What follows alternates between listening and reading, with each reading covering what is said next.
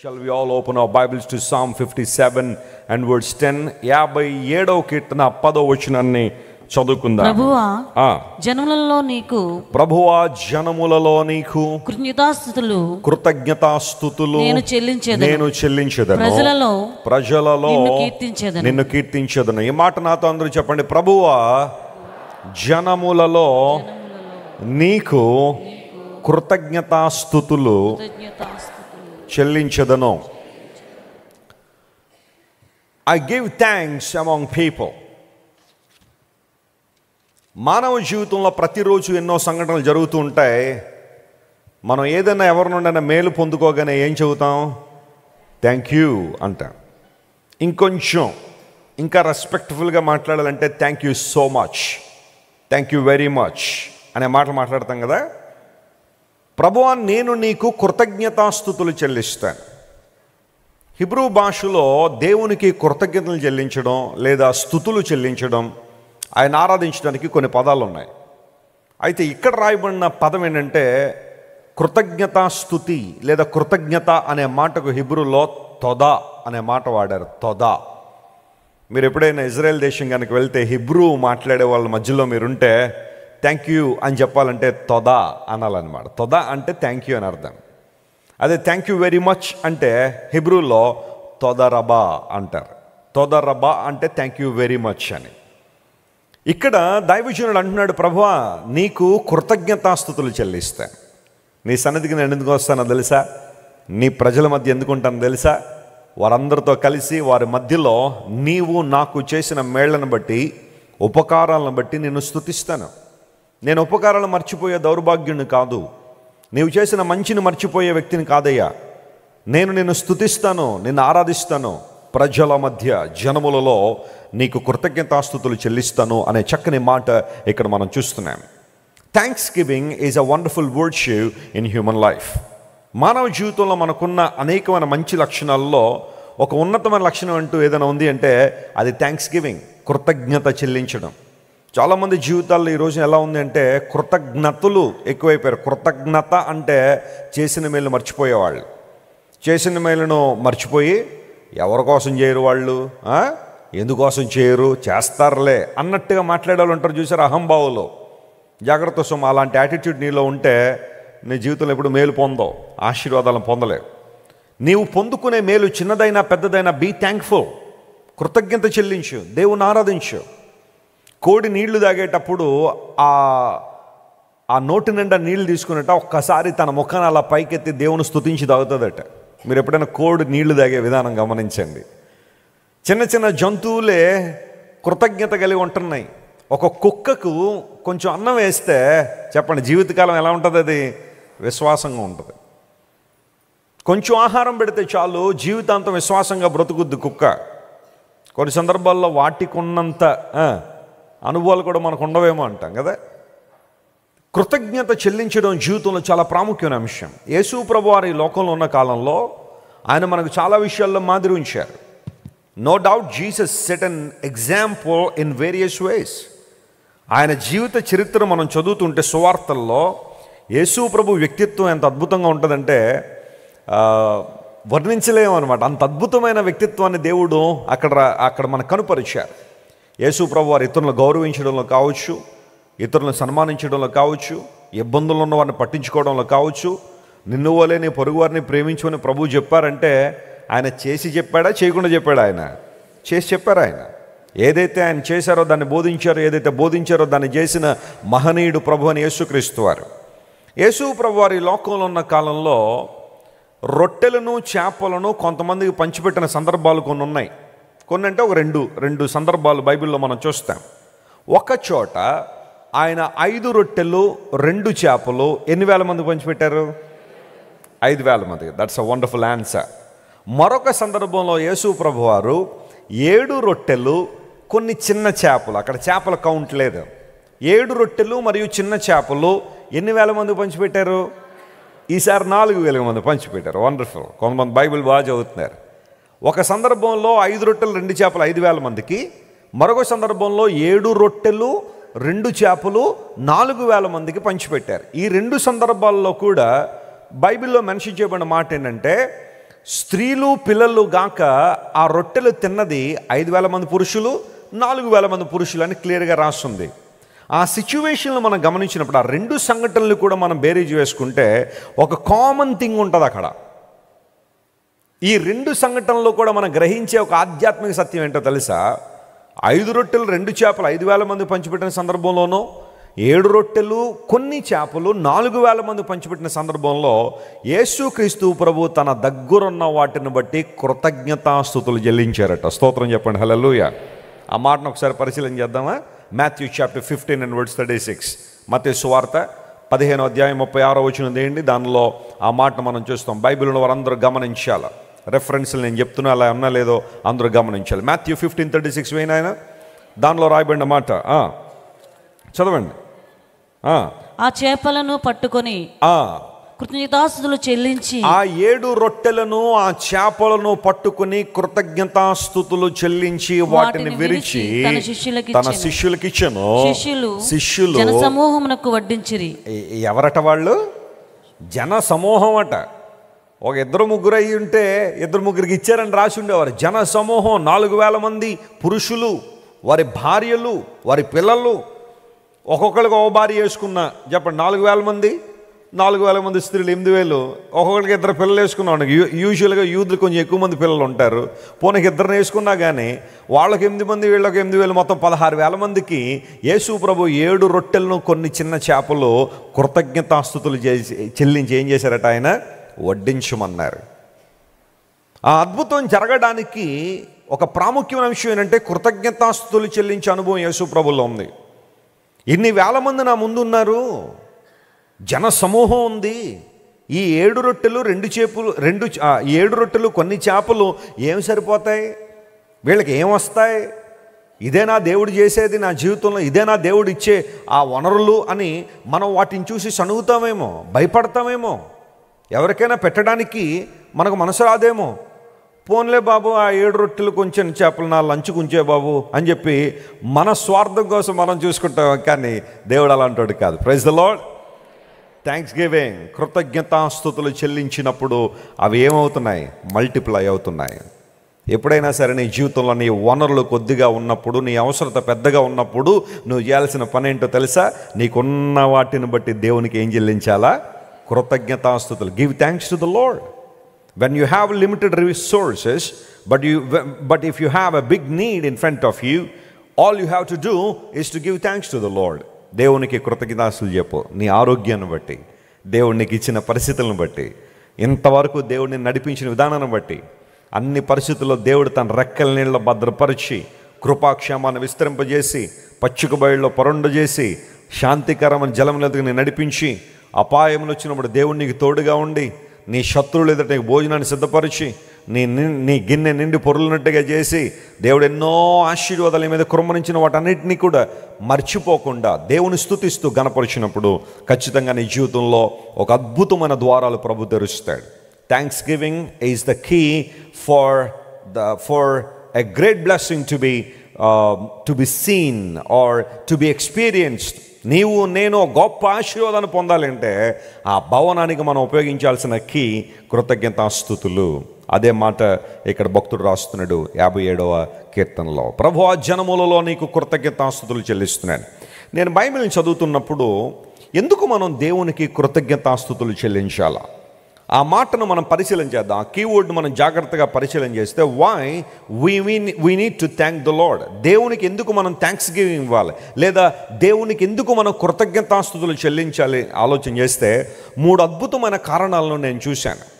3 అద్భుతమైన కారణాలను పరిశుద్ధాత్మ దేవుడు మన జ్ఞాపకం చేయబోతున్నాడు ఉదయకాల సమయంలో. వాటిని త్వరగా మనం ధ్యానం చేసి మన సందేశాన్ని ముగింపులో తీసుకొద్దాం. మొట్టమొదటిగా దేవుడికి మనం ఎందుకు కృతజ్ఞతాస్తుతులు చెల్లించాలంటే ఆయన నామము పరిశుద్ధమైనది కనుక మనం కృతజ్ఞతాస్తుతులు చెల్లించాలని బైబిల్లో మనం చూస్తున్నాం. 106వ కీర్తన 47వ వచనం చదువుతున్నాం. Psalm 106 and verse 47. 106వ కీర్తన 47వ వచనం. యెహోవా మా దేవా, మమ్మును రక్షింపుము. మమ్మును రక్షింపు. మేము నీ పరిశుద్ధ నామమునకు, చూడండి, మేము నీ పరిశుద్ధ నామమునకు కృతజ్ఞతాస్తుతులు చెల్లించునట్లును, కృతజ్ఞతాస్తుతులు చెల్లించినట్లును, నిన్ను స్తుతించుచు మేము అతిశయించునట్లు అన్యజనులలో నుండి మమ్మల్ని ఏం చేయ ప్రభువా? పోగు చేయి. ఇప్పుడు అందరూ నా వైపు చూడండి ఒకసారి. అన్యజనులు అంటే ఎవరు? వాళ్ళు ఉంటారండి, ఒక చోట ఉంటారని అనుకున్నారా? మనమే. దేవుణ్ణి ఎరుగున వారందరూ ఎవరు చెప్పండి? అన్యజనులే. మనందరం ఒకప్పుడు అన్యజనులమే, ధన్యజనులం కాదు. మనం ప్రభువుని ఎరుగక లోకంలో పడి చెడి తిరుగుతూ దేవుని ప్రేమను అర్థం చేసుకోక సువార్త అందించబడినప్పటికీ కొన్ని హృదయాలు కఠినం చేసుకుని లోకంలో తిరిగిన అనుభవాలు ఉన్నాయి, చూసావా? అదే అన్యజనులు అంటే. కొంతమంది అన్యజనులు అంటే అదేదో గుంపు అనుకుంటారు. దేవుని ఎరుగున వారే అన్యజనులు. ఈ విషయాన్ని గుర్తుపెట్టుకోండి. ప్రభు అన్యజనుల్లోంచి మమ్మల్ని పోగు చేయి. ఎందుకు పోగు చేయాలి అంటే, మేము నీ పరిశుద్ధ నామమునకు అనుదినము ఏం చెల్లిస్తాం? కృతజ్ఞతాస్తులు చెల్లిస్తాం. నువ్వెందుకు దేవునికి కృతజ్ఞతాస్తులు చెల్లించాలంటే, మన దేవుడు పరిశుద్ధుడు కాబట్టి. స్తోత్రం చెప్పండి, హల్లెలూయా.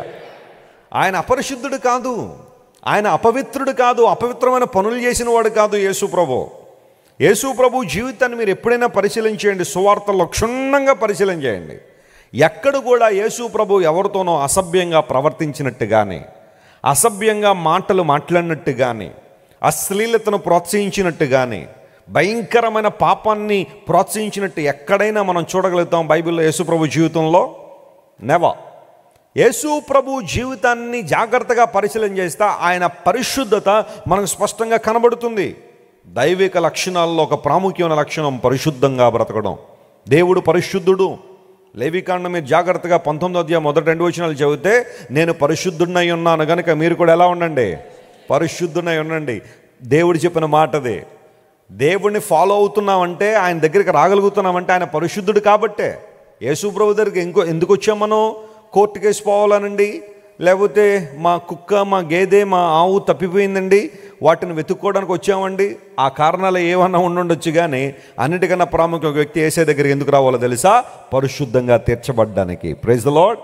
నీతిమంతులుగా తీర్చబడ్డానికి, పాప నియమము నుండి, పాప భయంకరత్వం నుండి, పాప సంఖ్యల నుండి విడుదల పొంది దేవుని బిడలగా బ్రతకడానికి ప్రభు దగ్గరికి రావాలా. అలా వచ్చినప్పుడు నువ్వు ఆరాధిస్తున్న దేవుడు పరిశుద్ధుడా కాదని ఎప్పుడైనా పరిశీలన చేసావా? కామ, క్రోధ, లోభ, మోహ, మదమాత్సర్యములు జయించిన వాడు దేవుడని మన పెద్దలు కూడా అంటూ ఉంటారు. కామము, క్రోధము, మదము, మాత్సర్యము, ఇలాంటి అడిషడ్ వర్గాలు అంటారు వాటిని జయించగలిగిన వాడు దేవుడు. యేసు ప్రభు జీవితాన్ని పరిశీలన చేస్తే ఆయనలో పరిశుద్ధత.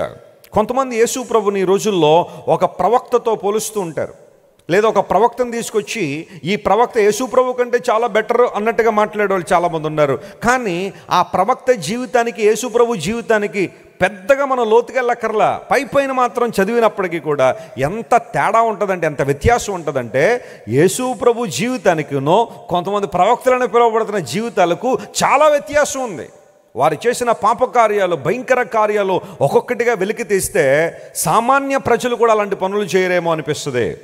యేసు ప్రభు ఎందుకు ప్రత్యేకమైన వాడో తెలుసా? ఆయనలో పాపము లేదు. హల్లెలూయా. పాపరహితుడని యేసు ప్రభు.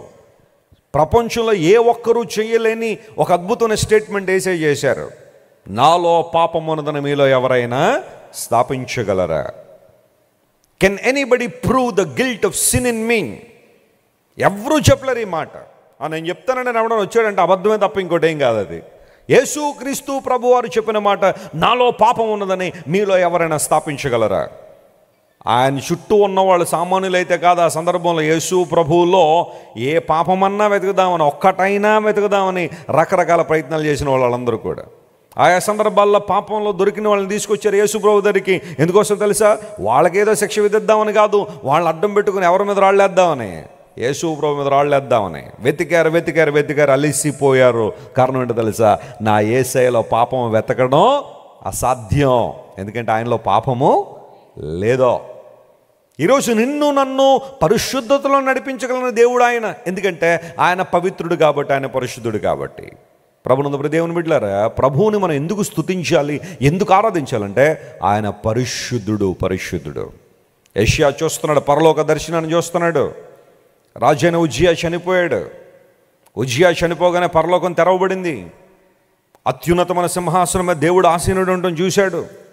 ఆయన మహిమ విస్తరించబడడం చూశాడు. వెంటనే పరలోకంలో ఒక శబ్దాలు వినబడుతున్నాయి. అవి క్లియర్గా వింటున్నాడు ప్రవక్త. ఆ మాటలు ఏంటో తెలుసా? దేవుడు పరిశుద్ధుడు, పరిశుద్ధుడు, పరిశుద్ధుడని గాన ప్రతిగానములో పాడడం, మళ్ళీ ఎకో రావడం. దానికి కొన్ని సందర్భాల్లో సౌండ్ సిస్టంలో ఎకో అనే ఒక ఆప్షన్ ఉంటుంది, లేదా రివర్బ్ అనే ఆప్షన్ ఉంటుంది. హలో అనగానే హలో హలో హలో హలో అని వస్తూ ఉంటుంది.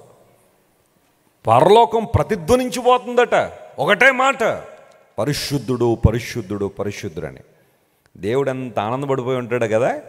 ఆయనలో ఉన్న ఆ గొప్ప లక్షణాన్ని మనం కీర్తించగలిగితే, ఆయనలో ఉన్న ఆ గొప్పతనాన్ని కీర్తించగలిగితే ఆయన ఎంత ఆనందపడతారండి, ఆయన ఎంత సంతోషపడతారు. పరిశుద్ధుడు, పరిశుద్ధుడు, పరిశుద్ధుడని గాన ప్రతిగానములు వినబడుతున్నప్పుడు పరలోకపు అనుభవాలన్నీ కూడా చూశాడు దైవజనుడు. ఈరోజు ప్రభువా నీ పరిశుద్ధ నామమునకు మేము కృతజ్ఞతాస్తుతులు ఏం చేస్తున్నాం? చెల్లిస్తున్నాను.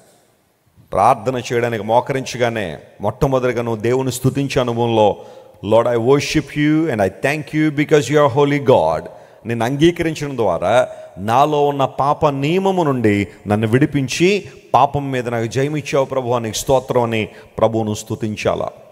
ఆయన పరిశుద్ధుడు గనుక మనల్ని కూడా పరిశుద్ధులు నడిపించగలిగిన వాడు. ప్రతిరోజు ఉదయాన్నే లేచిన తర్వాత ప్రభువును స్తుతించే అనుభవం, లార్డ్ యు ఆర్ హోలీ, నువ్వు పరిశుద్ధుడు గనుక నీకు వందనాలు.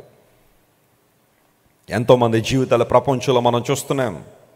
పాప బంధకాల్లో బంధించబడి మనిషికి ఏదో మేలు చేస్తామని, మనిషికి మోక్షాన్ని ఇస్తామని, మనిషికి అది ఇస్తాం ఇది ఇస్తామని చాలామంది ప్రలోభపెట్టిన వాళ్ళు చాలామంది ఉన్నారు. కానీ వారి జీవితాలన్నీ కూడా పాపయుక్తమైన పరిస్థితుల్లో చిక్కుకున్నవే. కానీ ప్రభువు మాట్లాడుతున్నాడు, నాలో పాపం ఉన్నదని మీరు ఎవరైనా స్థాపించగలరని చెప్పిన యేసయ్య తన పరిశుద్ధమైన రక్తాన్ని సిలువలో మన కోసం కార్చారు.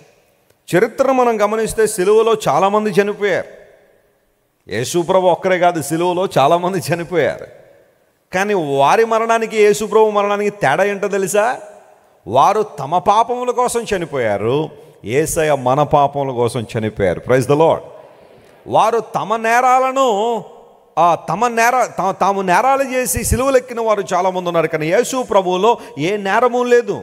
యేసు ప్రభువును చాలా కీన్గా అబ్జర్వ్ చేసిన పైలట్ అనబడే వ్యక్తి, పిలాతు అనబడే వ్యక్తి కూడా ఒప్పుకున్నాడు, ఈయనలో నాకు ఏ నేరం కనబట్టలేదు, ఏ దోషం కనబట్టలేదని. యేసు ప్రభువును సిలువ వేయడానికి ఆ రెస్పాన్సిబిలిటీ తీసుకున్న శతాధిపతి, అతని పేరు బైబిల్లో లేదు కానీ చరిత్రలో ఉంది, లాజినస్ అంటారు అతన్ని. లాజినస్ కూడా సిలువ ముందు మోకాళ్ళను ఒప్పుకున్నాడు, ఇతడు నిజంగా దేవుని కుమారుడు, నీతిమంతుడని. వీళ్ళందరూ కూడా యేసు ప్రభువుని ఆరాధించిన వాళ్ళైతే కాదు, ఆయనలో ఏ తప్పు వెతకాలని ప్రయత్నం చేసిన వాళ్ళే ఆఖరికి ఒప్పుకోక తప్పలేదు, ఇతడు నిజముగా నీతిమంతుడు. ప్రభువులో పరిశుద్ధతను చూశారు కాబట్టే ఆయన ముందు మోకాళ్ళు ఉన్నారు. ఈరోజు నిన్ను నన్ను పవిత్రులుగా చేయడానికి, పాపము నుండి విడుదల చేయడానికి యేసు ప్రభు తన పరిశుద్ధమైన రక్తాన్ని సిలువలో ఏం చేశారు? ఆయన కార్చారు. ఆ రక్తర్పణ ద్వారా యేసు ప్రభు సిలువ మరణం ద్వారా నీకు నాకు రక్షణ దొరికింది. తన రక్తం ద్వారా దేవుడు మనల్ని కడిగి నీతిమంతులుగా చేశాడు ఆయన. We were justified by faith when we trust the Lord and His sacrifice on the cross of Calvary.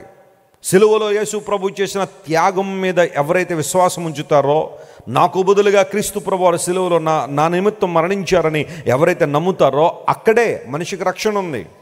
అయితే ఈ రోజుల్లో ఆ చిన్న విషయాన్ని నమ్మడానికి చాలామందికి మనసు ఉండట్లేదు, ముందుకు రావట్లేదు, అంగీకరించలేకపోతారు ఈ సత్యాన్ని. అపవాది వారిని వెనకకి లాగేశాడు అక్కడే.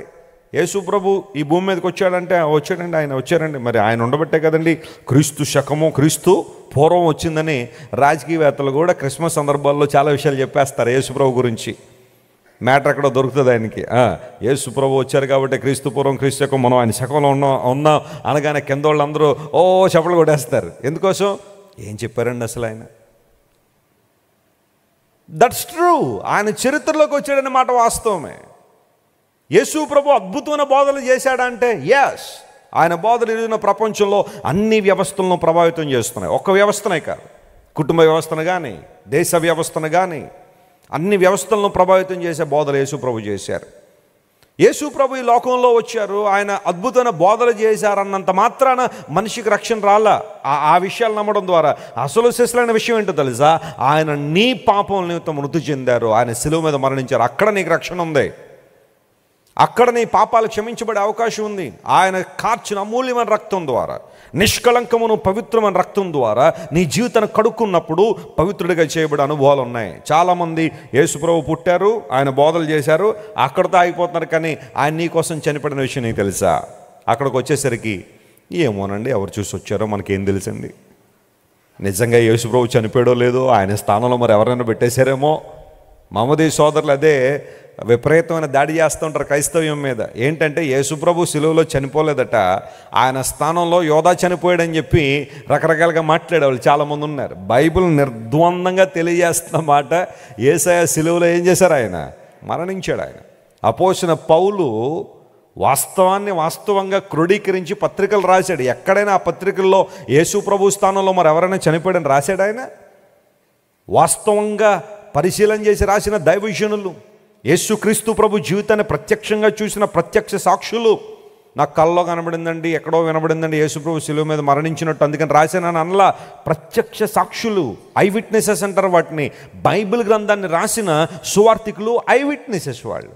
లూకా అదే అంటాడు, తరచి పరిశీలన చేసి ఈ మాటలు రాస్తున్నాను అన్నాడు. ఊరకనే రాసేలేదు అవన్నీ కూడా. ఎక్కడో ఒకసారి నాకు వినబడింది లేదా కనబడింది, ఒక 22 సంవత్సరాల తర్వాత లేదా ఒక 30 సంవత్సరాల తర్వాత ఇవన్నీ రాస్తున్నాను అని రాయలా. ప్రత్యక్ష సాక్షులు చూసినట్టుగా, జరిగినట్టుగా బైబిల్లో రాశారు. బైబిల్ గొప్ప గ్రంథం అని ఎందుకంటాను తెలుసా? విశిష్టమైన గ్రంథం అని. ప్రపంచంలో ఏ గ్రంథం కూడా ఇంత షార్ట్ స్పాన్లో, అంటే ఒక సంఘటన జరిగిన తర్వాత ఆ సంఘటనని రికార్డ్ చేసింది బైబిల్ గ్రంథంలోనే. ఆ పరిస్థితి మనం చూస్తాం, ప్రపంచం ఇంకెక్కడ మనకు కనబడతాం. సిలువలో యేసు ప్రభు మరణించుట ద్వారా మనందరినీ ఆయన విడిపించాలని, పాప బానిసత్వాన్ని విడిపించాలని యేసు ప్రభు ఆశించారు. పాత నిబంధనలో పస్కా గొర్రెపిల్ల గురించి మనం ఆలోచన చేస్తే, ఇశ్రాయేలు ప్రజలు ఐగుప్తు నుండి బయటకు వస్తున్న ఆ రోజు, ఆ రాత్రి దేవుడు పస్కా గొర్రెపిల్లని తీసుకోమన్నాడు. ఆ గొర్రెపిల్ల వారు తీసుకోవాల్సిన జాగ్రత్త ఏంటో తెలుసా? దాని మీద ఎక్కడైనా మచ్చైనా, ముడతైనా, దానికి రోగమైన లేదా విటితనమైన ఏది ఉండకూడదు. Perfect ల్యామ్ should be taken. ఒక పరిపూర్ణమైన, ఒక చక్కని దోషము లేని గొర్రెపిల్లని తీసుకోవాలి. దాన్ని 4 రోజులు పరిశీలన చేయాలి. ఏమో హడావిడిగా తీసేసుకున్నామేమో. ఆ 4 రోజులు సమయాన్ని ఎందుకు పెట్టారంటే, హడావిడి నిర్ణయం ఏమన్నా తీసుకున్నామేమో, ఇది పరిశుద్ధంగా ఉందని నమ్మేసేమేమో, అందును బట్టి అక్కడ పొరపాటు జరిగే అవకాశం ఉంటుందేమో. తొందరపాటు నిర్ణయంలో అందరూ బట్టి 4 రోజులు ఆ గొర్రెపిల్లని పరిశీలన చేయాలా. ఆ తర్వాత తీసుకొచ్చి మధ్యాహ్నం 3 గంటలకి ఆ గొర్రెపిల్లను వధించాలా. పస్కా గొర్రెపిల్ల వధించబడినప్పుడు ఇశ్రాయేలు ప్రజలకు ఐగుప్తు నుండి విడుదల వచ్చింది. వారందరూ కూడా ఐగుప్తు బానిసత్వం నుండి బయటకు రావడానికి పస్కా గొర్రెపిల్ల ఉపయోగపడింది. ఆ రక్తాన్ని తీసుకెళ్ళి ఆ రక్తాన్ని తీసుకుని ఆ గుమ్మములకు రాసుకున్నారు వాళ్ళు. డోర్ పోస్టులకు రాయబడింది రక్తం. మరణదూత దాటి వెళ్తున్నప్పుడు ఏ ఇంటి మీద అయితే ఆ రక్తాన్ని చూసిందో, మరణదూత దాటి వెళ్ళిపోయింది. ఆ రక్తము లేని ఇళ్లలో వధ, విచారం, దుఃఖం, జ్యేష్ఠ కుమారుడు చనిపోతున్న అనుభవాలు, బల ప్రారంభం. జ్యేష్ఠ కుమారుడు అంటే బల ప్రారంభం కుటుంబంలో. ఇశ్రాయేల్ ఇళ్లల్లో అందరూ కూడా సంతోషంగా ఉండడానికి కారణం, వారి ఇంటి ముందు గొర్రెపిల్ల రక్తం ఉంది. ఆ రక్తాన్ని ఎవరైతే తమ జీవితాలకు రాసుకున్నారో వారు కాపాడబడ్డారు. ఇది నమ్మడానికి నీకు మనసున్నా లేకపోయినా జాగ్రత్తగా వినో. గొర్రెపిల్ల రక్తం ఆనాడు ఇశ్రాయేలుని కాపాడింది. యేసయ్య రక్తం మాత్రమే ఒక మనిషిని ఎప్పుడైనా కాపాడగలదు. హల్లెలూయా. యేసయ్య రక్తం మాత్రమే మనిషికి పాపము నుండి ఏమిచ్చింది? విడుదల. ఐగుప్తు బానిసత్వం నుండి వారు బయటకు వచ్చారు. పాప బంధకాల నుంచి ఒక వ్యక్తి బయటకు రావాలంటే you have to come to the blood of Jesus. There is no other way. యేసు రక్తము తప్ప మనకు మరొక మార్గము లేదు. నీ కొరకు కార్చబడిన, చిందించబడిన యేసయ్య రక్తం పాప బానిసత్వం నేను విడుదల చేసి. ఏదైనా ఒక పాపానికి ఎడిక్ట్ అయిపోయావా? బయటకు రాలేకపోతున్నావా? అది ఏదైనా కావచ్చు. నేను పేర్లు చెప్పుకుంటూ వెళ్తుంటే చాలా ఉండొచ్చు. ఒక స్మోకింగ్ కావచ్చు, ఒక పోర్నోగ్రఫీ చూడడం కావచ్చు, లేకపోతే ఒక డ్రింకింగ్ కావచ్చు, బ్యాడ్ థాట్స్ కావచ్చు, బ్యాడ్ వర్డ్స్ కావచ్చు, బ్యాడ్ ఫెలోషిప్ కావచ్చు.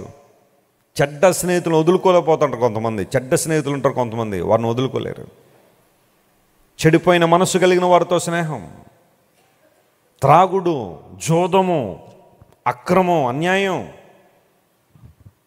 గర్వం, అహంభావం, ఈ బంధకాల నుంచి మనిషి ఎవరు విడిపిస్తారండి? ఏం చేయడం ద్వారా మానవుడు విడుదల పొందగలడు వాటి నుంచి? నువ్వు చేసిన భక్తి కార్యక్రమాలు లేకపోతే రకరకాల కార్యక్రమాలు నీ పాపం నుండి ఎప్పుడైనా విడుదలిచ్చాయా? నీకు జయమిచ్చాయా? ఈ రోజుల్లో పరిస్థితి ఎలా అయిపోయిందంటే, పాపం చేస్తాను సార్, దానికి తగ్గట్టు పుణ్యం కూడా చేసేస్తాను అన్నట్టుగా ఉంది పరిస్థితి అంతా కూడా. నేను ఒప్పుకుంటున్నానే పాపినని, అయితే దానికి తగ్గట్టు పుణ్యం కూడా చేసేస్తే, నేను చేస్తున్న పాపకార్యాల కన్నా నా పుణ్యం కనుక ఎక్కువైతే నేను చచ్చిపోయే సమయానికి అప్పుడు దేవుడు మన కుమారుడు పాపము కన్నా పుణ్యం ఎక్కువగా చేసి ఉన్నాడు కాబట్టి స్వర్గములోనికి లాగుము అంటాడట. అదే నా దేవుడి నియమం. నువ్వు పాపాలు చేసి చేసి చేసి అవి కప్పెట్టుకోవడం, పుణ్యాలు చేసేసినంత మాత్రాన పరలోకానికి వెళ్తావా? నెవర్. బైబిల్ ఎప్పుడు అలా చెప్పలేదు. ఆ పాపములకు ప్రాయశ్చిత్తం జరగాల. No sin in the world will go unpunished అన్నాడు దేవుని సేవకుడు. ప్రపంచంలో మానవుడు చేస్తున్న ప్రతి పాపానికి శిక్ష ఉంది. శిక్ష లేకుండా ఏ పాపం పోదో. అయితే మనందరం శిక్ష పాత్రులమే, కానీ ఒకానొక సమయంలో మనందరం గుర్తించాం, మనకు బదులుగా మన శిక్షను ఎవరు భరించారు? యేసయ్య భరించాడు. ఆయన మీద వేసేసాం మన శిక్షను పట్టుకెళ్ళి. ఆయన భరించారు. ఆయన మన కోసం శిలువలో మరణించారు. తన రక్తం ద్వారా మనకు విడుదల ఇచ్చారు ఆయన. అందును బట్టి లేఖనాల్లో మనం చూసాం, ప్రభువా నీ పరిశుద్ధ నామమునకు కృతజ్ఞతాస్తుతులు చెల్లించినట్లు అన్య జనుల్లోంచి మమ్మల్ని ఏం చేయి? పోగు చేయనాయన, రప్పించిన ఆయన. ఒకప్పుడు నేను ఎరుగుని జనాంగంగా, నీ ప్రేమ ఎరుగుని జనాంగంగా, నీ ఔన్నత్యాన్ని తెలుసుకొని గుడ్డితనంలో ఉన్న జనాంగంగా మేము ఉన్న అన్యజనులుగా, కానీ ఇప్పుడు మమ్మల్ని ధన్యులుగా చేసావు నాయన. స్తోత్రం, హల్లెలూయా. నాన్నగారు చెప్తూ ఉంటారు, నువ్వు అన్యుడువా ధన్యుడువా అని కదా. మనం అన్యులుగా ఉండిపోయామా, ఇంకా ధన్యులయ్యామా? యేసయ్యను అంగీకరించిన ప్రతి ఒక్కరూ ధన్యులే. గట్టిగా చప్పట్లు కొట్టి ప్రభువును మహిమపరచండి. You are a blessed man, blessed person, because your sins are washed away, your transgressions have been washed away. నీ పాపములు, నీ అపరాధములు తుడిచివేయబడ్డాయి. అందును బట్టి నువ్వు ధన్యుడు. ఆయన పరిశుద్ధ నామమునకు కృతజ్ఞతాస్తుతులు.